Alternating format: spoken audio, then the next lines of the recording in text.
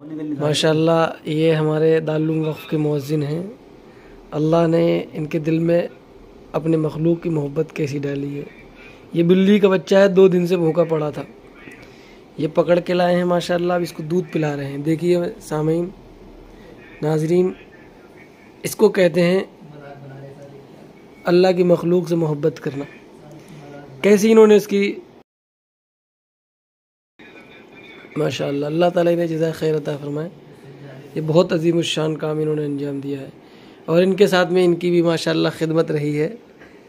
और इन्होंने चूँकि इसमें इन्हें मौलाना आदिल साहब कश्मीरी को बताया, फिर ये लेके आए और इसको दूध पिला रहे हैं। माशाअल्लाह माशाअल्लाह।